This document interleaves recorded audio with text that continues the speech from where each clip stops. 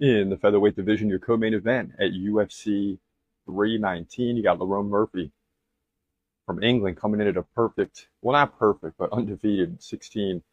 He's got that one draw on his record. Aaron Pico, his opponent, 13-4 from America. Now, Murphy's 1 inch taller at 5'9". He's 34. Pico, 28. So Murphy, like right at the end of the prime. Pico just entering the prime window.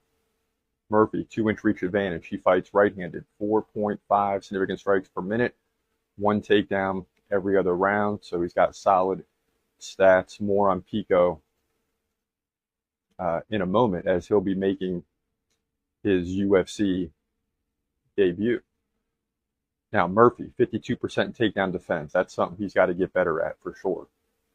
But, listen, he wins. He beat Josh Emmett by decision. That's a big win. 84-41 in significant strikes, but gave up 4 takedowns. That will hurt him at some point if he doesn't get better at defending takedowns. He beat Dan 50K Ige by decision, and that one he had 3 takedowns to 1. The striking was almost even. Against Edson Barboza, he dominated. That's what really opened my eyes. 220-79 in significant strikes, 4 takedowns to none. Against Kulabayo, similar situation, but he just controlled the ground, 3 takedowns to none. So he's definitely a problem, and that's why he is 16-0. Now, Pico is no slouch himself. He's making his UFC debut, but he comes in with 9 KOs and 13 wins, 2 submissions, 2 decisions, but he's been KO'd 3 times. That's a problem, right? He's won 3 fights in a row, including 2 TKOs, one at Bellator 299, another decision at Bellator 295. So he's got some decent competition. He did lose to Jeremy Kennedy by TKO, but that was a shoulder injury. Other than that, he hasn't lost since 2019. So he's obviously a different fighter from those losses. And in the previous 9 or 10 fights, roughly maybe more, he only has the 1 loss due to injury. So Pico's coming in with all types of accolades.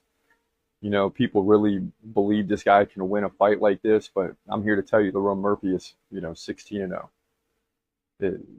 You're coming into the UFC taking on a really good fighter. I just don't see Lerone Murphy losing this fight. Maybe I'm, looking past Pico, I guess you could say. I know there's going to be a lot of people that believe Pico, again, can win this fight and will speak up loudly, but how do you go against Lerone Murphy when the guy's 16-0? You don't. So in my opinion, Murphy wins, likely by decision, maybe KO. I'd love to see him get the KO. He needs more of those on his resume.